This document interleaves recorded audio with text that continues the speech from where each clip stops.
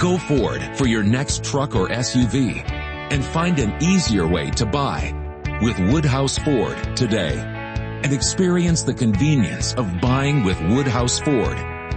Save up to $13,000 off MSRP on a 2023 Ford F-150 XLT plus 3.9% APR for 60 months with approved credit. $299 doc fee due at signing. Security deposit waived. Expires 1/02/2024. All aboard for your chance to win $1,000 every week until December 28th. That's right, $1,000 cash just in time for the holidays. To hop on board, just head to ChurchillMortgage.com and punch your ticket to the Churchill Express giveaway. Visit ChurchillMortgage.com for your chance to win big. This is a paid advertisement. NMLS ID 1591. NMLSConsumerAccess.org. Equal Housing Lender. 1749 Mallory Lane, Suite 100, Brentwood, Tennessee 37027. From Hollywood, the Screen Directors Playhouse.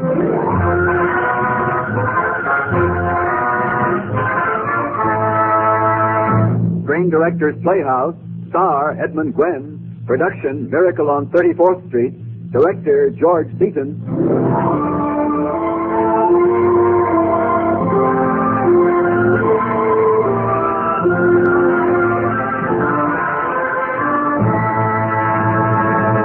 The Hollywood Screen Directors present a Christmas party for the 500 special girls and boys gathered here in NBC's Hollywood studios.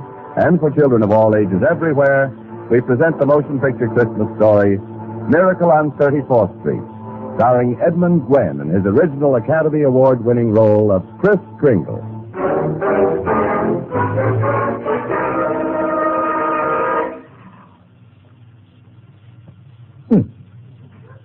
You don't believe in Santa Claus?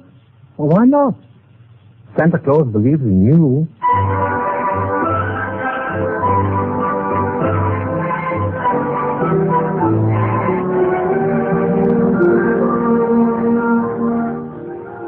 The jaunty, portly little man with the white whiskers swung his cane as he walked in the brisk November morning.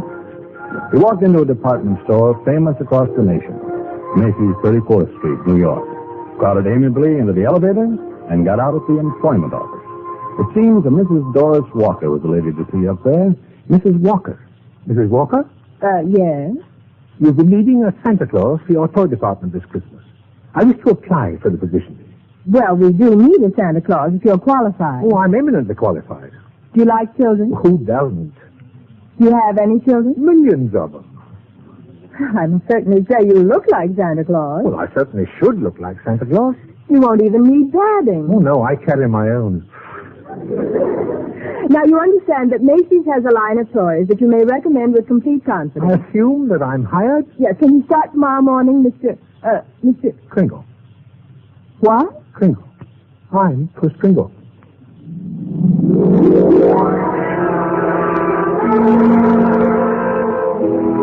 The new Santa Claus was positively the most sensational Santa Claus who had ever held court on Macy's 7th floor. He was the real article, all right. He had that deep-down, genuine, Kris Kringle crinkle in his eyes. And if he told you anything, you could depend on it. Electric trains? Why, yes, Peter. Yes, madam, right over that way. Realistic models of the cheap and super cheap. Now, what about you, little girl? Huh?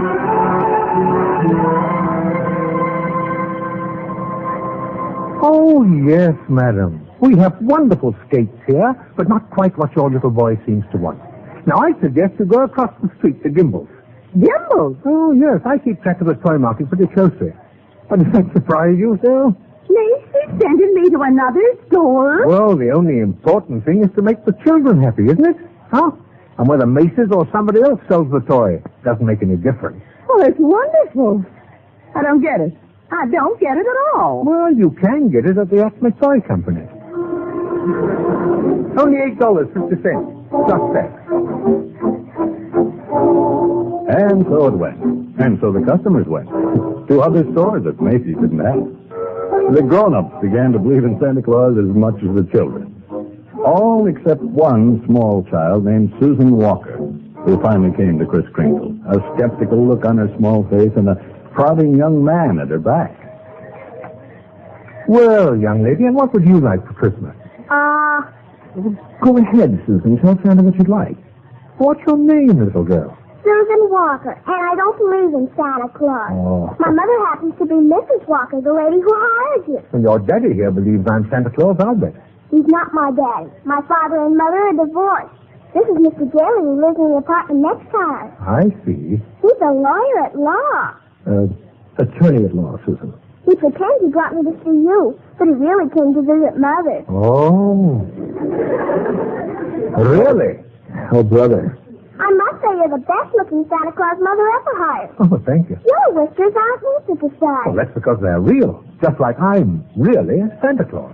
Oh, now stop. Now, go ahead. Come on, pull them. Pull them? Go ahead. All right. Oh, now. Well, they're on pretty tight, all right. Now what would you like me to bring you for Christmas? Susan. There's Mother now. I'm dead. Susan, Mr. Daly, I told you not to bring Susan down here. Look, your maid is out sick, and Susan was alone Mr. at home. Daly, I am bringing Susan up to face reality. Well, in reality, he came to see you, Mrs. Wilson. Really, Mr. Daly, will you step this way, please? Yes, ma'am. What's your name? Chris Pringle. That's your trade name. I mean your real name. Santa.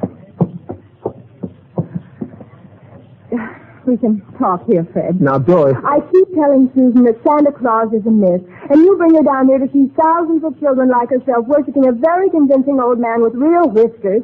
What's she to think? What's she to believe? Whatever makes her happy. Well, I don't want my child growing up to consider life a fairy tale instead of reality.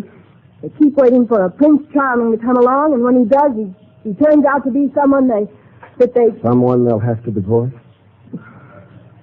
We were talking about Susan. Oh. In fact, I'm going to have to talk to that Santa Claus about Susan before he goes to lunch.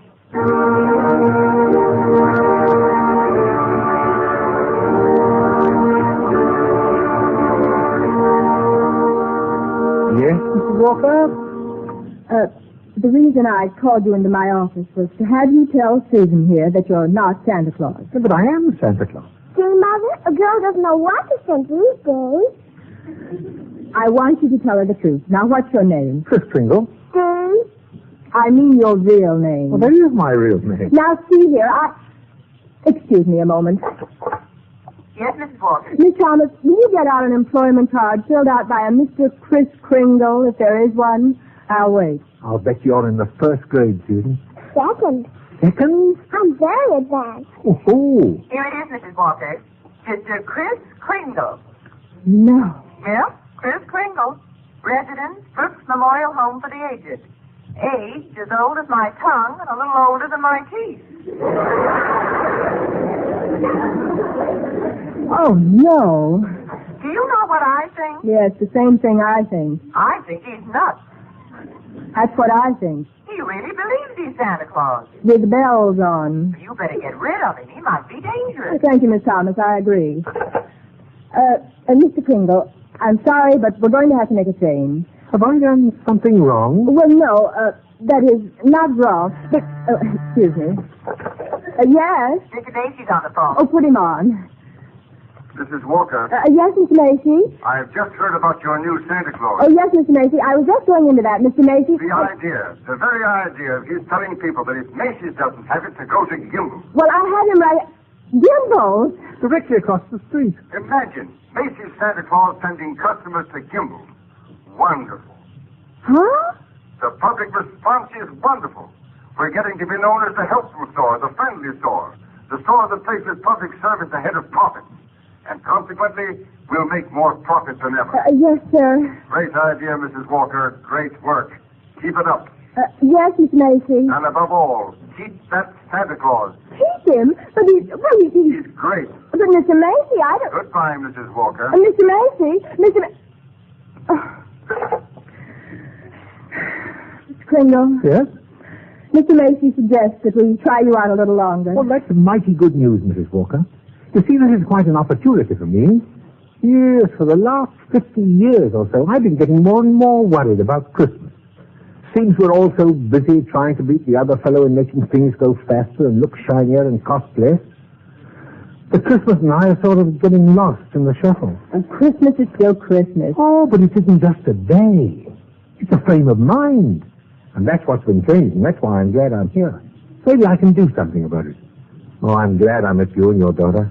Thank you. You two are a kind of test case for me. What's a test case? Well, if I can make you and your mother believe in me... Speaking of tests, Mr. Kringle, would you kindly report to Mr. Sawyer's office the first thing tomorrow morning? Mr. Sawyer? Yes, he'll give you an examination. A mental examination? Oh, it's just routine. All of our employees are required to take an examination. Oh, I don't mind that. I've taken dozens of examinations. Never failed one yet. I'll see Mr. Sawyer first thing in the morning. Thank you. Goodbye, Mrs. Walker. Bye, Susan. Goodbye, Mr. Kringle. Oh, excuse me, Chris. I was just leaving. Bye. Bye-bye. Hello, Doris. How are you, Susan? I'm fine. Mother's got problems. Fred, I'm worried about Mr. Kringle. Worried? Why? Well, I think he's mentally unsound. I think he's a fantastic, delightful, and unselfish human being. And this being delightful, unselfish, and human is bad. What's good? Well, Mr. Macy likes him, so I have to keep him. But not if he's insane. Oh, nonsense. He thinks he's Santa Claus. Well, maybe he is. Well, suppose he gets worse. Suppose he gets violent. Chris? Nevertheless, I'm having Mr. Sawyer question him tomorrow. Only, how can I be sure that Kringle will even show up tomorrow? It's easy. I'll take him home with me tonight and bring him to work in the morning. Oh, would you? All you have to do is to marry me. Fred. When I can afford it. Do it, Mother. Susan. Well, then at least have me in to dinner tonight. With Mr. Chris Kringle, my house guest of honor.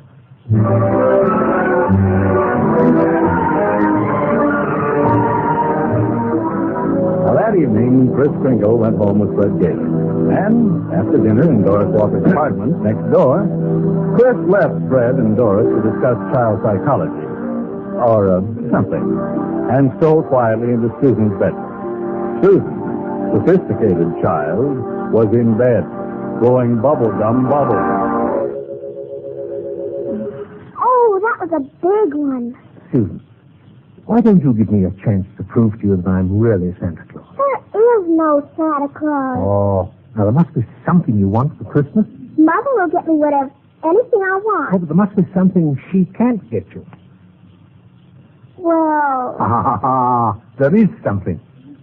I'd like a house. What, you mean a doll's house? No, a real house. To live in. A real house? If you're really Santa Claus, you can get it for me. If you can't, you're only a nice man with a white beard, like Mother says. Oh, but you've got this lovely apartment to live in. I want a backyard to play in, and grass, and a white picket fence and rose bushes. But Mother can't afford it, and I guess you can't get it, huh? Oh, no, I didn't say that, you know. Well, I've got to see Mr. Sawyer first thing in the morning. I'll get right to work on it after that season, tomorrow.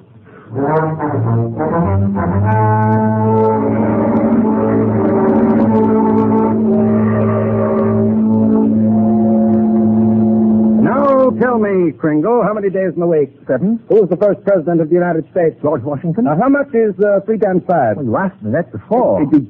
I'm conducting this examination. How much is 3 times 5? Well, same as it was before, 15. You're rather nervous, Mr. Sawyer. Aren't you? Do you get enough sleep? Never mind. How many fingers am I holding up? 3? Oh, you bite your nails, too. Kringle. You know, sometimes nervous habits like yours are a result of insecurity. I didn't ask you. I just want to be helpful. I didn't ask for help, you fuzzy old crackpot. Sawyer, that's hardly the proper way to conduct a mental examination. Oh, I'm wasting my time on a hopeless case. Get out. Mr. Sawyer. I said get out. Mr. Sawyer, I have great respect for psychiatry and great contempt for imposters and quacks. I beg your pardon. I should like to see your degree in medicine. Get out. Also proof of your specialization in psychiatry. Get out. Get out. Now, either you stop analyzing people, or I'm going to tell Mr. Macy what a contemptible, vicious, malicious fraud you really are. I'll have you committed to an insane asylum. Well, you're the one who needs treatment. You lunatic, are you saying I'm crazy? Now, put down that inkwell. Put down that case. Put down that inkwell. You go first. I'd better. You're dangerous.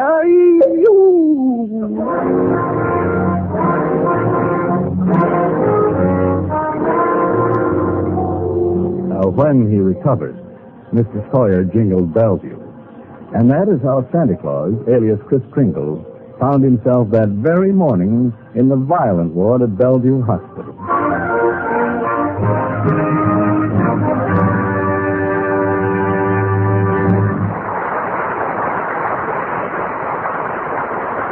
You are listening to the Screen Director's Playhouse presentation of Miracle on 34th Street, starring Edmund Glenn in his original Academy Award-winning role of Kris Kringle.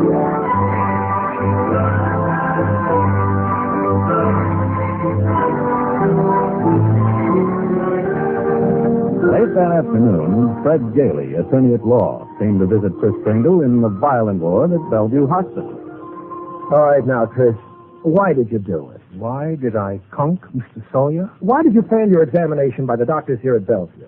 You did it deliberately. I did. I said the first president of the United States was Calvin Coolidge.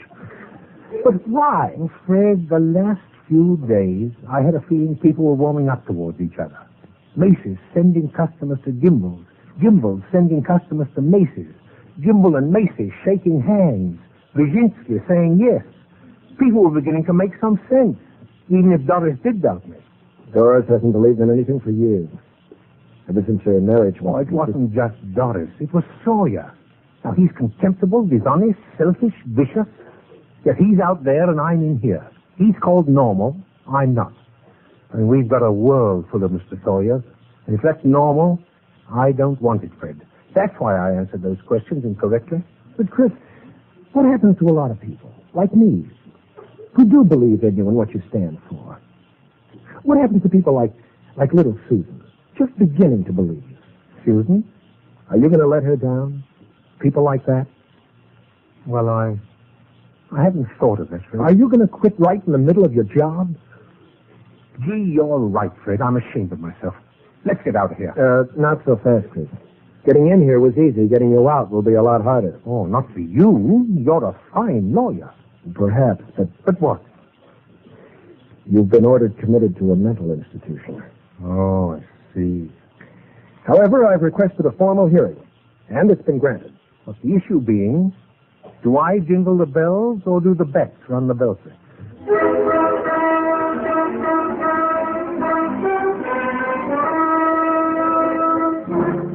Thunders of vanity of Santa who launched goodwill campaign. Is Kringle crazy? Court case coming. Calamity, cry Kitty.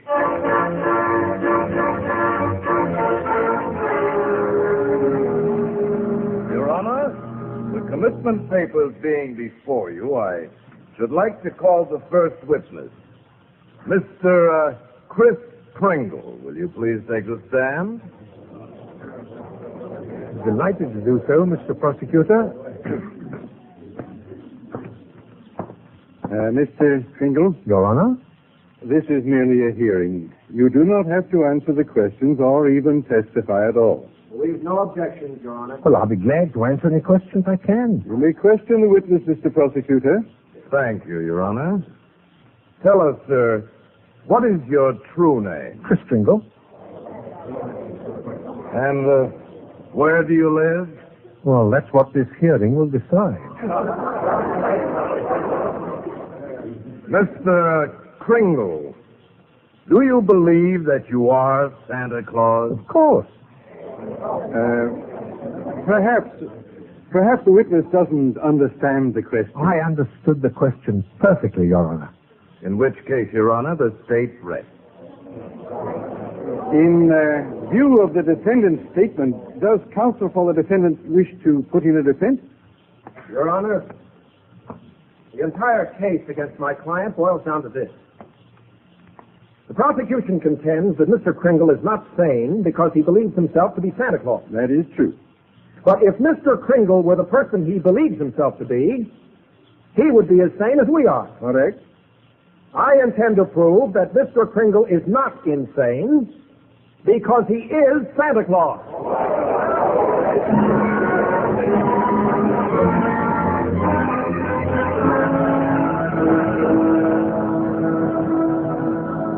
Fred, let's be sensible. You can't possibly prove that poor old man is Santa Claus. Why can't I? And he's not a poor old man. Logic, Fred, not faith and hope wins out in court. That's just common sense. And I guess in these last few years, you've developed too much common sense. Well, one of us has to have it, Fred. And both of us have to have faith, Doris. Or we're wrong for each other. I see. Even when I can afford it, we're wrong for each other. Well, I'm going to pray for Santa Claus. Mr. Kringle, dear. Santa Claus. I mailed your letter to Santa, Susan. Thank you very much. Special delivery. You'll get it tomorrow.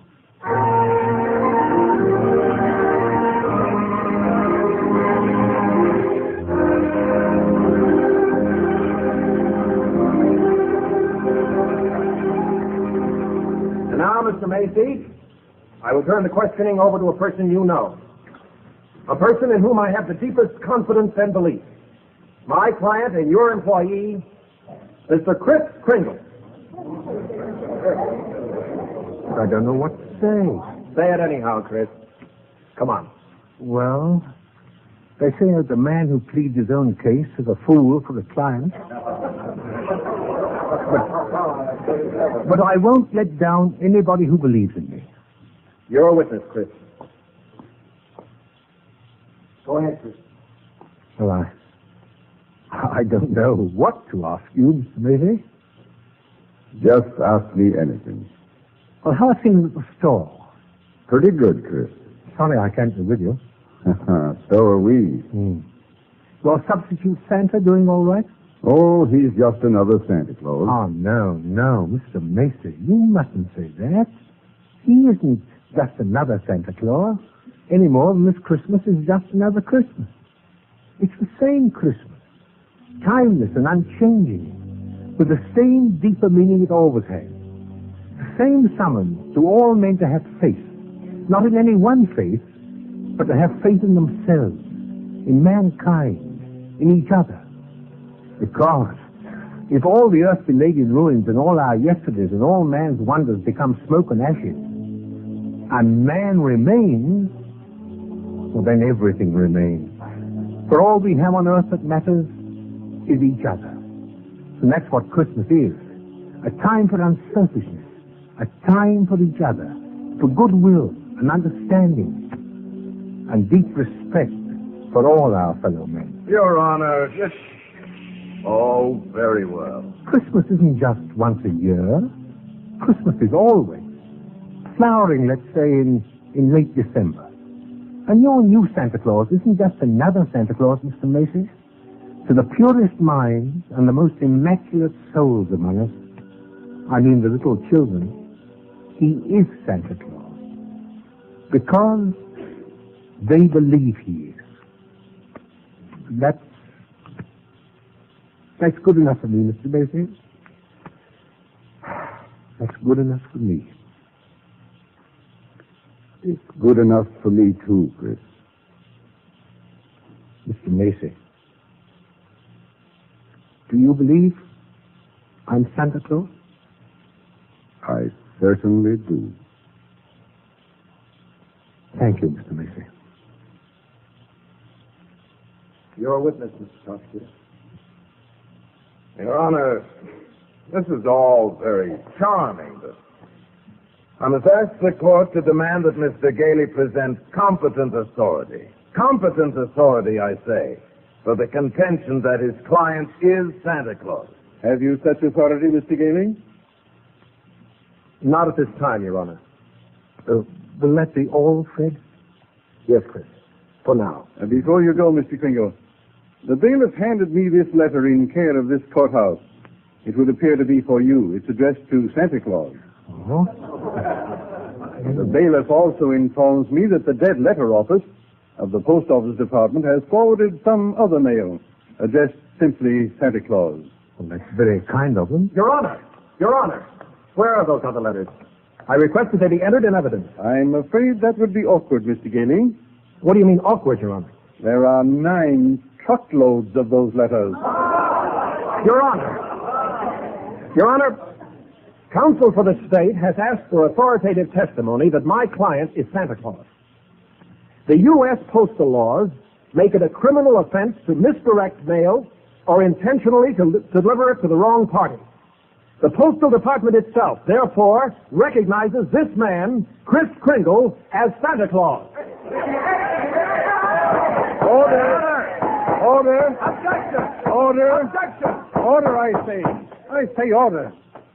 In view of such overwhelming testimony, case dismissed.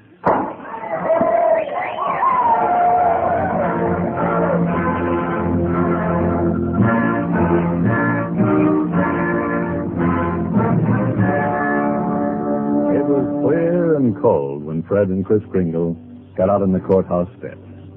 It looked and felt like a white Christmas. Like a good Christmas. Same as always. What was in that letter anyhow, Chris? Letter? Oh, clean forgot to open it. I better, though. It's from Susan. I suspected it was. Dear Chris. Dear Chris, I don't care what anybody says. Even a judge. I'll see you. Even if I don't get the house. I know everything will turn out right. I hope you're not sad. Signed, Susan. P.S. P.S. I believe in you too. And in your legal counsel. Signed. Doris. You know, Chris, it was Susan's belief and faith that made her write you that letter. It was her letter that gave the post office the idea of forwarding all those dead letters to you. of course. A little child shall lead them. She's a sweet little girl. I wish, Fred, there's a little Cape Cod cottage for sale out near the old people's home. It's just right for 3 people. I can't afford anything right now. When looking at that house a few days ago, I said to myself, Chris, one good case to bring him fame, and Fred Daly could buy that little cottage and make a little girl extremely happy. Chris. And then Susan would know I'm Santa Claus. Chris Kringle, did you hit Mr. Sawyer on the head to bring all this into court? I don't know what you're talking about. Chris, answer me straight. Who are you? Me? I'm Kris Kringle.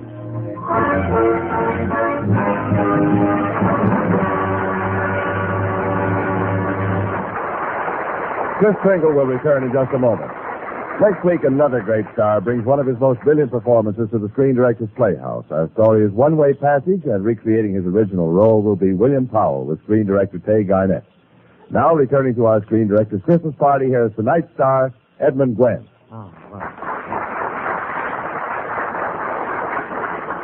Thank you. Thank you very much. I think the 500 children in our Christmas party audience tonight are much more expert at this business of make-believe than we've grown up. So many of us lose the magnificent gift of imagination. But when it does continue beyond childhood, we call it talent. Now, I would like you to meet the man to whom I owe so much. Writer-director of Miracle on 34th Street, and of such other films as Apartments of Peggy and the soon-to-be-released 2 Corridors East. My author-director, George Seaton. Thanks, Edmund. You know, watching these youngsters enjoy your performance tonight, I realize more than ever how an idea can grow into something real.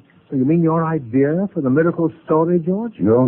That wasn't mine. The original story and the novel were written by Valentine Davies. But I had the pleasure of following it through as a screenplay, a motion picture, and tonight as a radio play.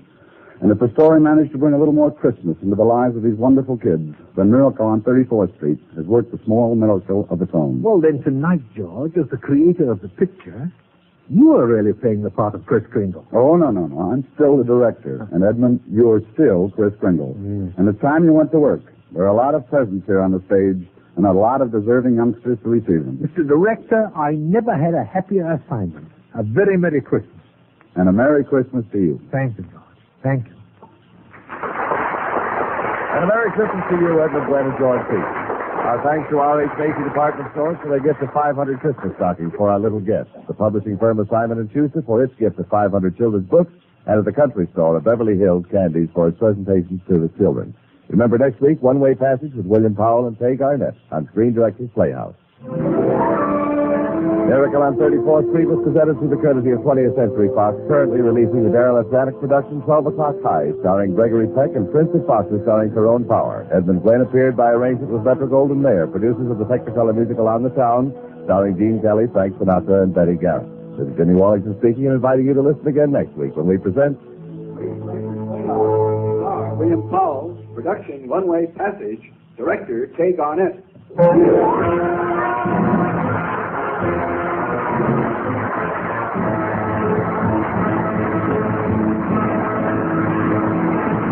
Next, it's Bill Stern and the Sports Newsreel on NBC.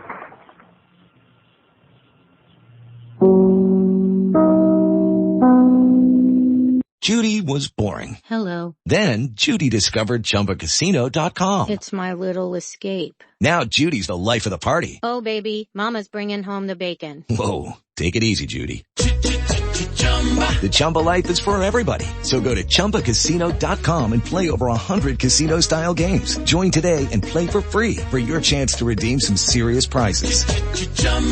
ChumbaCasino.com. No purchase necessary. Void where prohibited by law. 18 plus terms and conditions apply. See website for details. It is Ryan here, and I have a question for you. What do you do when you win? Like, are you a fist pumper, a woohooer, a hand clapper, a high fiver? I kind of like the high five, but if you want to hone in on those winning moves, check out Chumba Casino. At ChumbaCasino.com, choose from hundreds of social casino-style games for your chance to redeem serious cash prizes. There are new game releases weekly, plus free daily bonuses, so don't wait. Start having the most fun ever at ChumbaCasino.com. No purchase necessary. VGW Group. Void where prohibited by law. See terms and conditions. 18 plus.